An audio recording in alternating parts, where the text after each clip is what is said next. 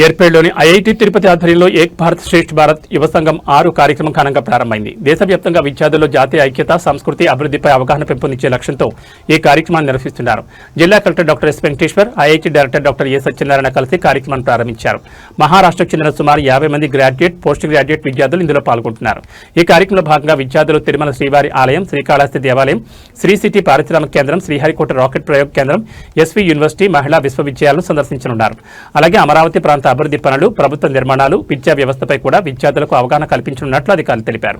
దేశంలోని భిన్న సంస్కృతులు, విద్యా విధానాలపై సమగ్ర అవగాహన కల్పించడమే ఈ కార్యక్రమం ముఖ్య ఉద్దేశమని ఐఐటి డైరెక్టర్ వెల్లడించారు.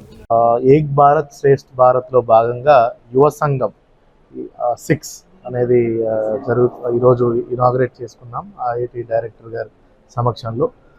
ఇదేంటంటే మహారాష్ట్ర నుంచి నలుమూలల నుంచి మనకి సుమారుగా ఒక 50 members students, under graduates and post graduate students ఆంధ్రప్రదేశ్కి, దట్టు తిరుపతి ఐఐటి యాంకర్గా ఇక్కడికి వచ్చి ఉన్నారు.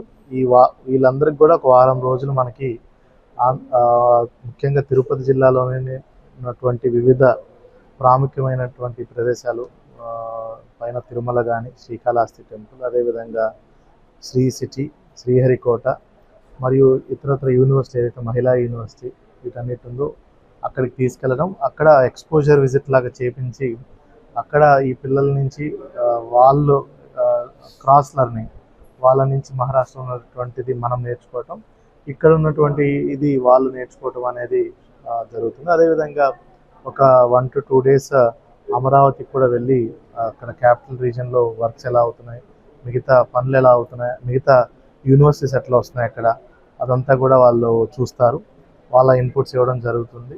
సో ఇది ఒక మంచి అంటే ఎక్స్పీరియన్స్ లెర్నింగ్ ప్రోగ్రామ్ వాళ్ళకు కూడా, అదేవిధంగా వాళ్ళ నుంచి మనము ఇన్పుట్స్ కూడా తీసుకునేది జరుగుతుంది.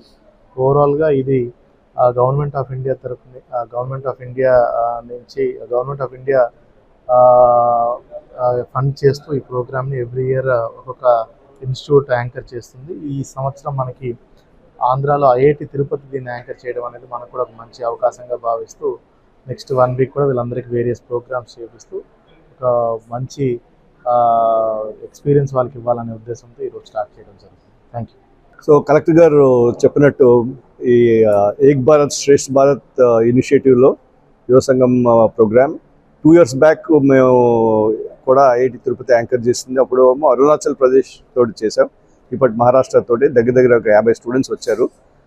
అలాగే ఇక్కడి నుంచి మేము ఆంధ్రప్రదేశ్ నుంచి ఒక 50 students have been identified, Maharashtra తీసుకెళ్తాం June 1st weekలో. ఐసర్ పూణే అది యాంకర్ చేస్తుంది అక్కడ.